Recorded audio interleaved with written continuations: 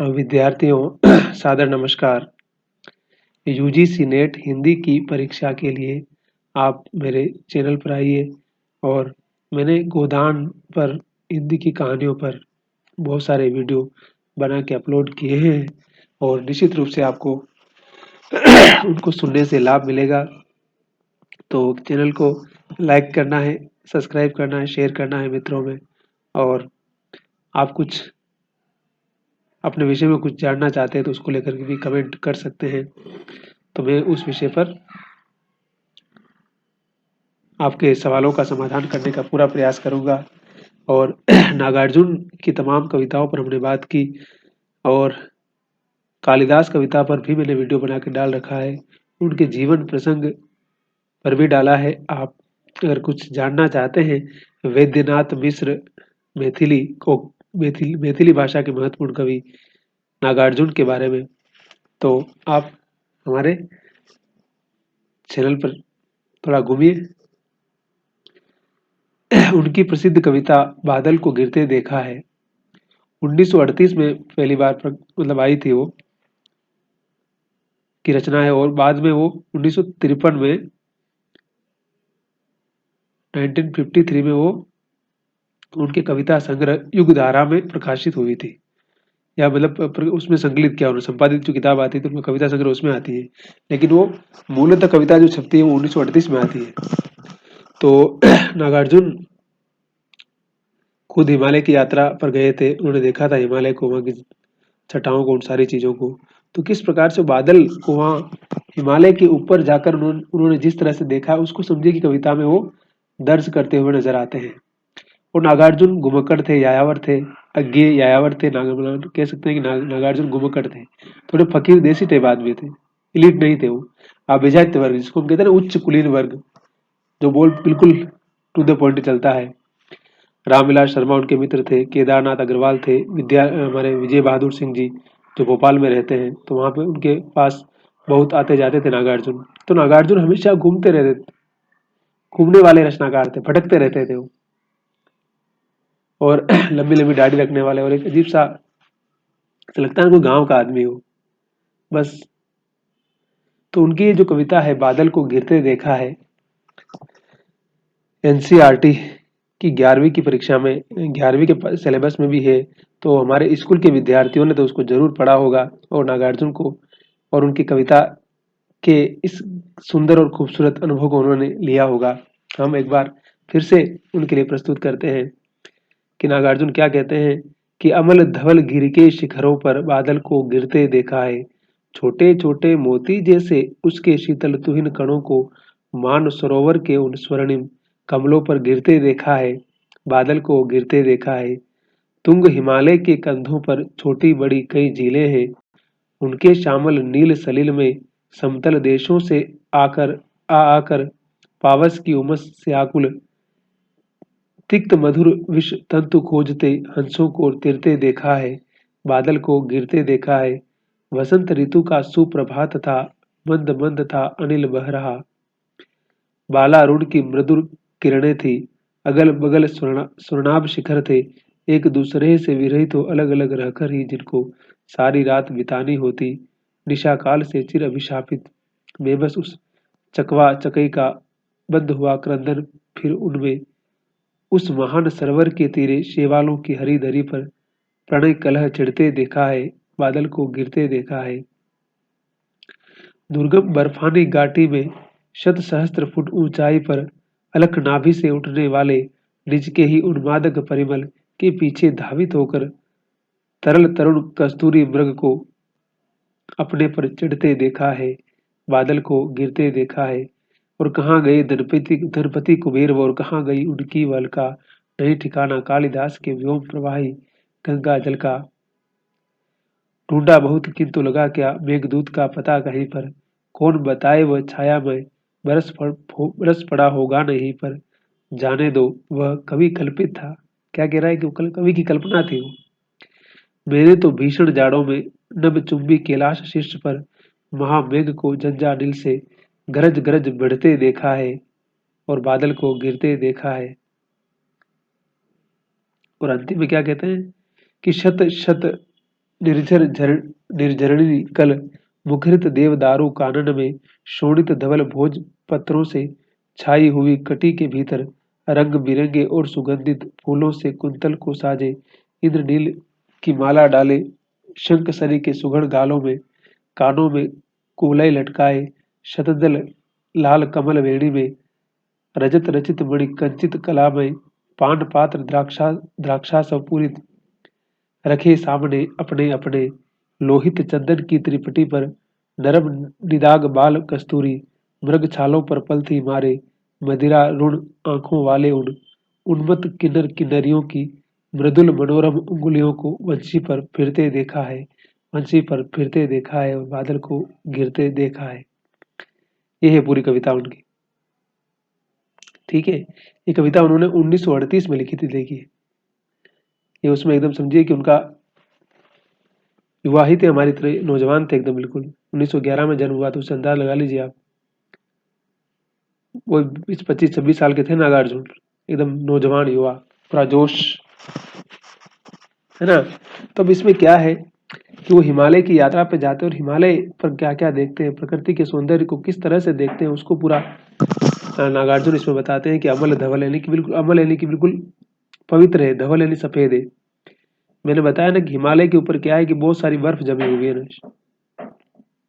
Glacier जिसको बोलते हैं, बहुत सारा ग्लेशियर है, तो उससे पानी निकलता रहता है, तो इसलिए वो सफेद सफेद नजर आता है हमेशा। और वहां उसने बादल को गिरते हुए देखा है, और क्या देखा है, छोटे छोटे मोती जैसे कण है वो, और शीतल यानी कि मतलब वो बर्फ की जो कण पड़ रहे हैं, यानी कि जो स्नोफॉल होता है ना, बर्फ की बारिश होती है रुई की तरह। तो उन मानसरोवर उनका ऊपर बहुत सारे जिले, उसको मानसरोवर भी कहा जाता है हिमालय को, इसलिए। और वहाँ बहुत सारे कमल है, तो उन कमल पर किस प्रकार से वो बादल गिर रहे हैं, और वो खूबसूरती क्या मस्त मस्त लगती है। उस सारी खूबसूरती को नागार्जुन यहाँ अंकित कर रहे हैं या रेखांकित कर रहे हैं। और तुंग यानी चोटी, हिमालय के कंधों पर, यानी कि जो सबसे ऊंची चोटी हिमालय की, उसके कंधों पर क्या है, उसके कंधों पर छोटी मोटी बहुत सारी झीलें हैं, उनके शामल नील सलील में उनका जो पवित्र जल है श्याम वर्ण का। और समतल देशों से वहां न जाने वहां बाहर से न जाने कितने पशु पक्षी आते हैं। आपको पता नहीं, बहुत सारे पशु पक्षी इधर उधर घूमते रहते हैं। साइबेरिया से भी बहुत सारे पशु पक्षी भारत में आते हैं। तो पक्षियों की अपनी एक यात्रा है, अपनी एक दुनिया है। तो यहाँ पर भी बहुत सारे पक्षी आते हैं। तो नागार्जुन बता रहे हैं कि यहाँ जो बहुत सारे पक्षी आते हैं उनके बारे में बता रहे हैं इस मानसरोवर झील में। और पावस की उस उमस में आकुल, यानी पावस ऋतु बिल्कुल ठंड का मौसम में आते हैं व्याकुल होकर के, तिक्त मधुर विश्व तंतु खोजते हैं, और तिक्त होकर के मधुर माधुरी के साथ में प्रेम में न जाने कुछ खोजते हैं उस पानी के अंदर वो। और वो कह रहे हैं कि वहां हंसों को मैंने तैरते हुए देखा है और बादल को गिरते देखा है। वो हंस न जाने कहाँ से आते हैं इस मानसरोवर की उस ठंड के मौसम में घूमने के लिए, और वहां कुछ ढूंढते हुए मैंने उनको हमेशा अपनी आंखों से देखा है। मैंने कहा ना कि हिमालय खुद, नागार्जुन खुद हिमालय की यात्रा पर जाते हैं और वहां पर इस प्रकार का अनुभव लेते हैं। उसी को इस कविता में वो आंखों देखा हाल वर्णन करते नजर आ रहे, इसलिए कह रहे हैं कि मैंने खुद बादल को देखा है गिरते हुए। और वसंत ऋतु का प्रभात था और हवा धीरे धीरे बह रही थी बालारूढ़ की मधुर किरणों में। और मतलब सूर्य की किरणें हैं बालारूढ़ की, और अगल बगल जैसे लगता है कि सोने के शिखर हैं, और एक दूसरे से अलग रह करके सारी रात बितानी होती। जो पक्षी है ना चकवा चक्की, उसके बारे में कहा जाता है कि वो रात में नहीं मिल सकता है, ऐसा उसको शाप मिला हुआ है। तो वहाँ चकवा चक्की जो रहता है हिमालय के ऊपर, उसकी जो विरह पीड़ा, उसकी जो वेदना है, उसको नागार्जुन बता रहे कि किस प्रकार से उनमें कितना प्रेम है, सब कुछ है, लेकिन जिनको सारी रात हमेशा वो रात में नहीं मिल सकते, दिन में ही मिल सकते हैं। निशा काल से मतलब निशा यानी कि रात्रि के काल में हमेशा उनको अभिशाप मिला हुआ है, शाप मिला हुआ है कि वो रात में चकवा और चकवी एक दूसरे के साथ साथ नहीं रह सकते हैं, वो सिर्फ दिन में ही रह सकते हैं, ऐसा कहा जाता है। उनको कोई श्राप मिला हुआ है,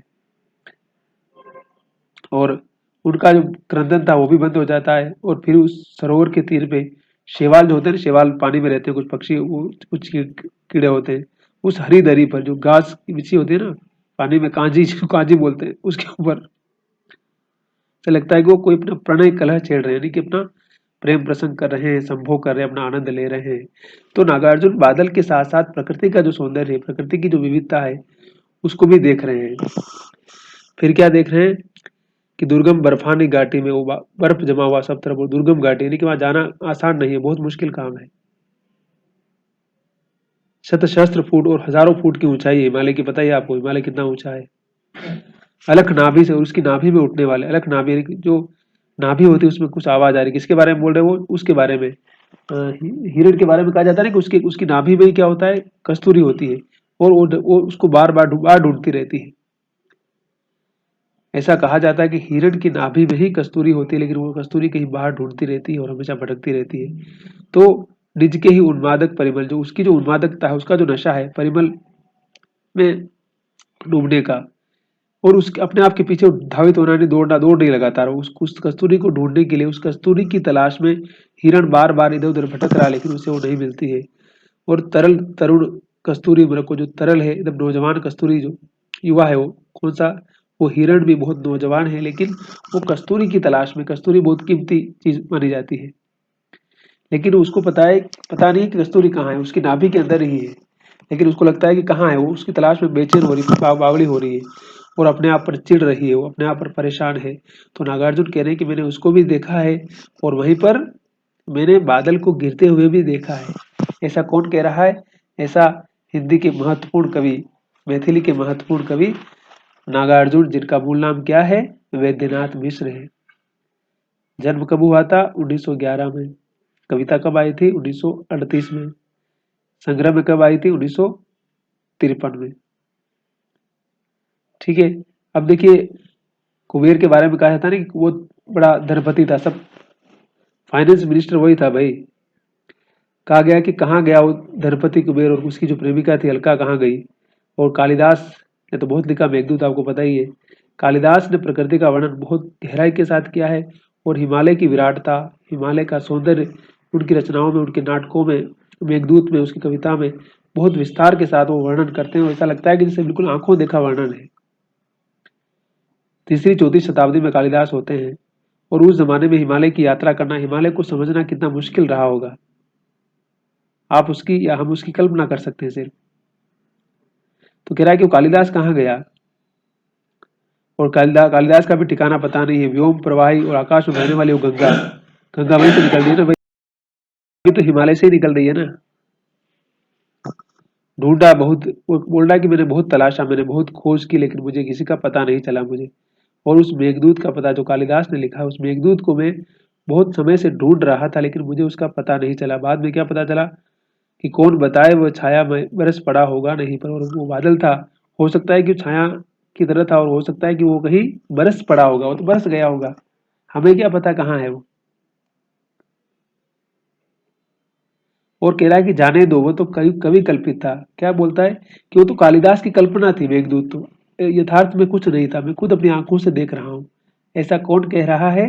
ऐसा नागार्जुन कह रहे हैं अपनी इस कविता में, बादल को गिरते देखा मैं, कि कालिदास ने वो सब कुछ कल्पना की थी।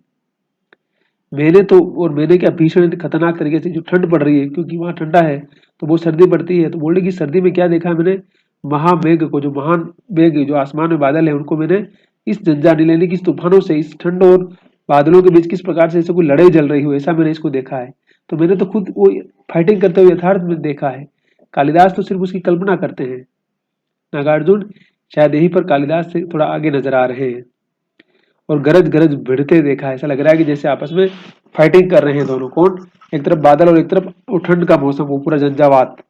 झंझावात उसको बोलते हैं जिसमें पानी और हवा मिल जाती है ना। जो समुद्र में जो तूफान आता है ना, उसको, उसमें क्या होता है, पानी और हवा का जो एक बन जाता है पूरा टर्न, और लगातार घूमता रहता है, उसी से समुद्र में भी तूफान पैदा होता है। तो वो भी वहां आसमान में या हिमालय के ऊपर जो इस प्रकार का झंझावात होता है, उसके बारे में नागार्जुन हमें बता रहे हैं। अब देखिए, शत शत निर्जर निर्जणी करोड़, वो न जाने कितनी नदियां बह रही है। जाहिर सी बात है, इतना पानी है तो वहां से जब बर्फ पिघलती है तो पानी से नदियां पैदा होगी ना भाई। आप देखिए, सारी नदियों का केंद्र हिमालय ही है, क्योंकि वो बर्फ है, बर्फ जब गर्मी गर्मी के समय पिघलती है तो वो पानी सीधा धरती पर आता है, और वो नदी के रूप में हम सबको मिल जाता है ना। और मुखरित है वो देवदारू कान, और वहाँ देवदारू के बहुत सारे जंगल हैं। शोणित धवल भोज पात्रों में और शोणित यानी प्रकाशमान जो धवल सफेद सफेद जो भोज पात्र उनके पत्ते हैं, छाई हुई वह कुटियां बना रखी उन लोगों ने, रंग बिरंगे और सुगंधित, न जाने कितने रंगों के और बिरंगों के सुगंध से भरे पड़े फूलों से कुंतल को साजे। फूल है उसमें, जैसे लग रहा बाल को सजा रखा उन्होंने, कुंतल में सजा रखा उन्होंने। इंद्रनील की माला पहने हुए, और इंद्रनील के समान क्या पहना हुआ है, माला पहन रखी है। शंख सरीखे, उनका गला कैसा है, शंख होता है ना किस प्रकार, कितना सुंदर दिखता है शंख, शंख देखा ना जैसे बजाते हैं हम लोग, आवाज आती है। तो कह रहा है कि जो उनका गला है कितना शंख के समान, बिल्कुल खूबसूरत गला, बिल्कुल सुनियोजित तरीके से जैसे किसी ने उस गले को बनाया होगा। आमतौर पर हम लोग देखते हैं किसी का चेहरा देखते हैं, लेकिन नागार्जुन उस गले की सुंदरता के बारे में बता रहे हैं।